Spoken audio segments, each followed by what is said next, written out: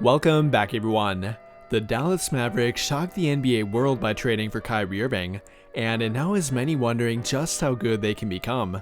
Now that obviously could be a loaded question, but I think we can all agree they became better, or at the very least more talented by acquiring Kyrie Irving. Prior to acquiring him, they were sitting at a record of 28-26 and could not quite seem to get over the hump. Everyone knew they were a threat, but I don't think anyone thought they were really in that top tier. Even with them coming off a trip to the Western Conference Finals, Luka Doncic could only carry them so far, and it was becoming blatantly obvious they needed more help. However, that is not a simple thing to address. You cannot pair just any player with a guy like Luka Doncic. They need to be able to play off the ball, knock down three-point shots, but also be able to create for themselves when the time comes. And up until Friday night, there did not appear to be anyone available who fit that description. But all of that changed when Kyrie Irving requested a trade. With many people having compared Luka Doncic to LeBron James, it would only make sense for them to pair him with Kyrie Irving. Kyrie knows how to play with a guy like that, and even absolutely thrive with them on the court. I mean, we all know what he did with LeBron, but also with James Harden for a limited time as well, and he was able to fit well with both of them. On the other hand though, it will take more than simply fitting with Luka Doncic for Kyrie Irving to make a huge difference. They will need him to fit in with their entire team, and then most importantly, to buy into what they are doing. We all know about the free spirit that he can be, and that has led to him doing his own thing at times, both on and off the court as well.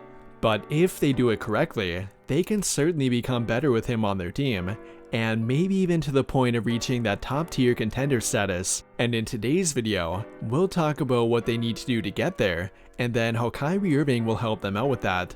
But before we do that, I would genuinely appreciate it if you could take a brief moment to drop a like, subscribe to the channel if you have not already, and hit that notification bell to never miss out when I upload a video. Without further ado though, let's dive right into it, and we'll begin by taking a brief look at the Mavericks' brand new 15-man roster. They obviously added Kyrie Irving, but they did lose Spencer Dinwiddie, along with Dorian Finney-Smith to get him, and they were each a big part of their rotation. Now I'm not sure if they are done yet, but they could definitely use more bigger wing depth. Reggie Bullock has not been very reliable for them, and then while Josh Green is very underrated, that is not enough for them moving forward. Maybe they could get a guy like OG Anunoby if they are lucky, but regardless, I would recommend they add more forward depth, as that is something that Kyrie Irving cannot help them with, and they really can't afford to get worse on defense either. Even prior to acquiring Kyrie, they were the 24th rated defense in the NBA,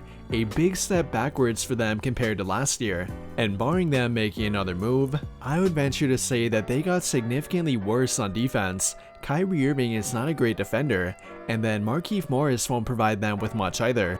On the other side of that though, they definitely got better on offense. They were the 9th rated offense prior to making this trade, but they now have the ability to climb even higher. And they really won't have to change much either. Like I mentioned before, Kyrie knows how to play with a ball-dominant player like Luka, and then he does not rely on an up-tempo style of play either, which, as we know, the Dallas Mavericks do not do.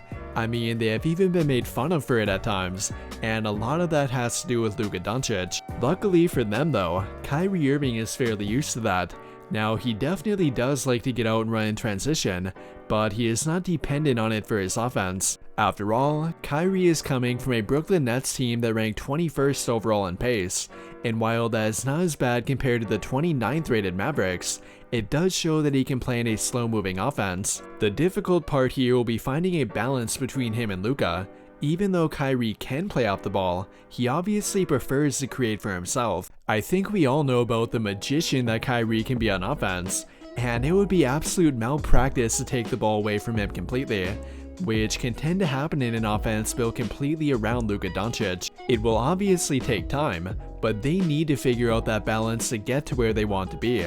And the only way they can do that is by having them share the court together. They have roughly 30 games to figure it out before playoff time, and they will need to do it while also climbing, or at the very least maintaining their spot in the top 6 of the Western Conference. However, I am fairly confident in their ability to do so.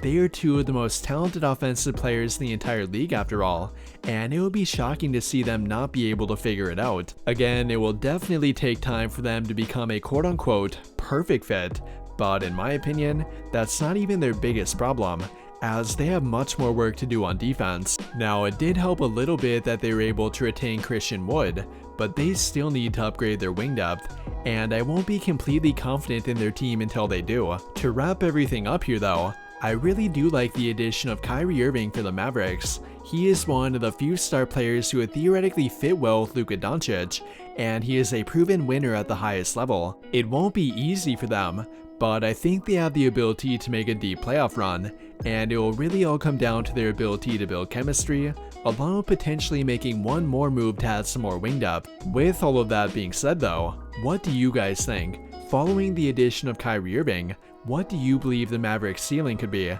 Let me know your thoughts by commenting down below and we can talk about it there. That will do it for this video though. Big thank you to those of you who took the time to watch until the end of this video, and until the end of all of my videos in general. I really hope you enjoyed it, and if you did, be sure to drop a like on the video, subscribe to the channel if you have not already, and turn on notifications to get notified right away when I drop a new video. But as always, thank you for watching and have a great day.